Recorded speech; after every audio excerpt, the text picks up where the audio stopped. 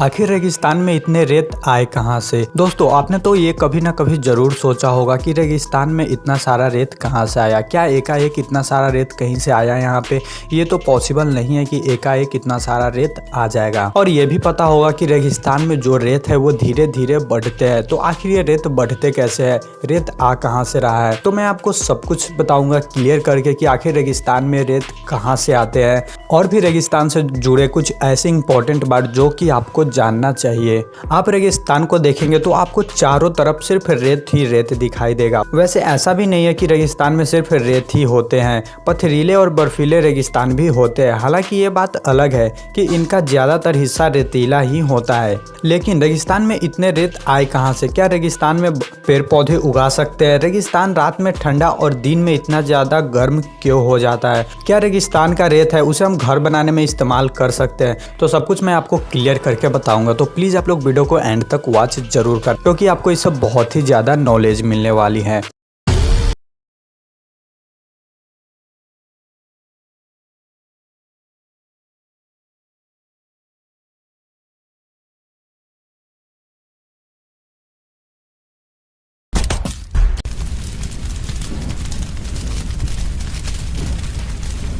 दरअसल रेगिस्तान शब्द का मतलब है कि बेकार पड़ी जमीन। आपको बता दें कि रेगिस्तान में पूरे साल में 25 सेंटीमीटर से भी कम बारिश होती है। तो शायद यह बात आप जानते होंगे कि जो रेगिस्तान होते हैं वहाँ दिन में बेहद गर्मी, मतलब कि बहुत ज्यादा गर्मी होती है, और रात में उतना ही ज्यादा ठंड भी हो जाता है वहाँ पे। तो अगर किसी भी चीज को बहुत ज्यादा गर्मी में डाला जाए, उसके बाद फिर उसे बहुत ज्यादा ठंडा कर दिया जाए, या फिर उसे बहुत ज्यादा पहले ठंडा किया जाए, उसके बाद फिर उसे बहुत ही ज्यादा गर्म कर दिया जाए, तो ऐसे में जब टेम्परेचर चेंज होता है तो वो झड़ने लगता है। जैसे अगर किसी रेगिस्तान में बड़ी बड़ी चट्टानें हैं तो वो दिन में काफी ज्यादा गर्म हो जाएगी, क्योंकि रेगिस्तान में दिन में बहुत ही ज्यादा गर्मी होती है, और रात में फिर वो एकाएक बहुत ही ज्यादा ठंडी हो जाएगी, क्योंकि यहाँ पे टेम्परेचर बदलते रहता है और ये बहुत ही कम समय में टेम्परेचर यहाँ पे चेंज हो जाता है। इसी वजह से इस चट्टान के जो कण होते हैं, मतलब ये बहुत ही छोटे छोटे कण उसमें से झड़ने लगेंगे, टूट टूट के उसमें से गिरेंगे और वो धीरे धीरे रेत में बदल जाएंगे। इसके साथ जो रेगिस्तान में हवाएं चलती है, इससे भी बहुत ज्यादा ट्रैक्शन पैदा होता है। इस कारण से भी रेगिस्तान में जो भी चीज होती है वो धीरे धीरे टूटने लगती है और रेत में तब्दील हो जाती है। यही वजह है कि रेगिस्तान में इतनी सारी रेत है, और रेत जो है वो धीरे धीरे बढ़ती रहती है, क्योंकि जितने सारे भी वहाँ पे जैसे पत्थर हो गया तो वो धीरे धीरे टूटेगी, और टूटने का कारण भी हम आपको बता दिए कि वो क्यों टूटती है, और धीरे धीरे वो रेत में तब्दील हो जाएगी। अब बात करते हैं क्या रेगिस्तान में हम पेड़ पौधा उगा सकते हैं। सबसे पहले आपको बता दें कि रेगिस्तान में भी पेड़ पौधे होते हैं, जिसे रेगिस्तानी वनस्पति कहा जाता है। ये बात अलग है कि यहाँ पे काफी कम होते हैं और बिना पत्तियों के और कांटेदार वाली होती है। अगर रेगिस्तान में पानी का कमी को पूरा कर सके तो रेगिस्तान की परिस्थितियों के अनुसार कुछ पेड़ पौधे वहाँ पे उगाई जा सकती है। लेकिन एक समस्या ये भी है कि रेगिस्तान में दिन के टाइम में बहुत ही ज्यादा हाई टेम्परेचर होता है, और जो पेड़ पौधे होते हैं वो ज्यादा टेम्परेचर सहन नहीं कर सकते हैं। उन्हें अगर आप फिर चाहे तो कितना भी उन्हें आप पानी डाल दो, वो पेड़ पौधे नहीं ही उगने वाले हैं, क्योंकि वहाँ पे बहुत ज्यादा गर्मी होगी और गर्मी से वो पेड़ पौधा है वो बिल्कुल ही जल के खराब हो जाएगा। ठीक ऐसे ही ठंडे रेगिस्तान में उन्हीं पौधों को उगाया जा सकता है जो जैसे बहुत ठंडा सह सके। हालांकि कुछ जुगाड़ लगाकर यहाँ पर थोड़े बहुत पेड़ पौधे लगाए जा सकते हैं, जैसे कि ग्रीन हाउस बनाकर यहाँ पे पौधे को रेगिस्तान में उगाया जा सकता है। ये सिर्फ ठंडे रेगिस्तान में ही हो सकता है।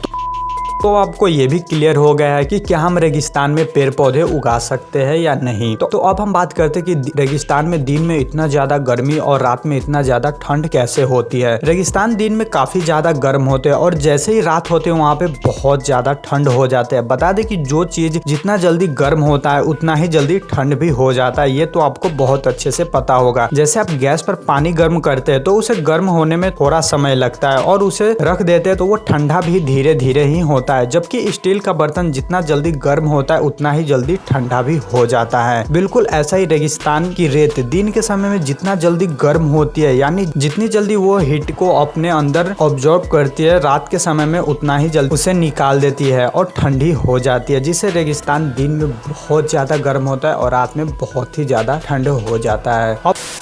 अब अब बात करते हैं कि क्या रेगिस्तान में जो रेत होते हैं उसे हम घर बनाने में इस्तेमाल कर सकते हैं या नहीं। रेगिस्तान की रेत का इस्तेमाल कंस्ट्रक्शन कामों में या घर बनाने में नहीं किया जा सकता है और इसके पीछे कुछ खास वजह है, जैसे कि कुछ बनाने के लिए मोटी, बारीक और मीडियम साइज का रेत का इस्तेमाल होता है। साथ ही प्लास्टर और ढलाई के लिए भी अलग अलग रेतों का उपयोग किया जाता है। लेकिन रेगिस्तान की रेत बहुत ही ज्यादा छोटी होती है जिससे कुछ भी बनाने के लिए सही नहीं है। और एक बड़ा कारण ये है कि नदी से जो रेत हमें मिलता है वो खुरदरी होता है, इस वजह से यह आपस में सीमेंट और दूसरे चीजों को मजबूती प्रदान करती है, जबकि रेगिस्तान की रेत चिकनी, बारीक और गोल होते हैं जिससे निर्माण सामग्री को पकड़ नहीं पाती है। इसलिए रेगिस्तान का रेत हम कंस्ट्रक्शन कामों के लिए नहीं कर सकते हैं। तो अब आपको रेगिस्तान से जुड़े बहुत सारे डाउट्स क्लियर हो गए होंगे कि रेगिस्तान में इतने सारे रेत आए कहां से और रेगिस्तान में रेत आते कैसे है, और भी मैंने बहुत कुछ बताया जो कि आपको अच्छे से समझ में आया होगा। तो आपको वीडियो कैसा लगा है, और अगर आपको वीडियो अच्छा लगे तो वीडियो को लाइक और चैनल को सब्सक्राइब जरूर करना। तब तक के लिए बाय।